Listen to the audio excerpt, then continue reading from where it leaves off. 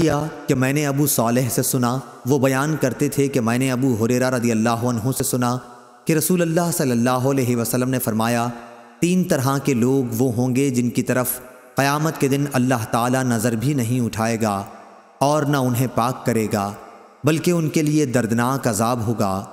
ایک وہ شخص جس کے پاس راستے میں ضرورت سے زیادہ پانی ہو اور اس نے کسی مسافر کو اس کے استعمال سے روک دیا۔ دوسرا وہ شخص جو کسی حاکم سے بیعت صرف دنیا کے لیے کرے کہ اگر وہ حاکم اسے کچھ دے تو وہ راضی رہے ورنہ خفا ہو جائے۔ تیسرے وہ شخص جو اپنا بیچنے کا سامان عصر کے بعد لے کر کھڑا ہوا اور کہنے لگا کہ اس اللہ کی قسم جس کے سوا کوئی سچا معبود نہیں، مجھے اس سامان کی قیمت اتنی مل رہی تھی۔ اس پر ایک شخص نے اسے سچ سمجھا اور اس کی بتائی ہوئی قیمت پر اس سامان کو خرید لیا۔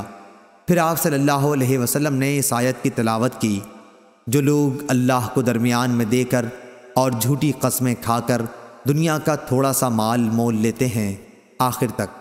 صحیح بخاری حدیث نمبر 2358۔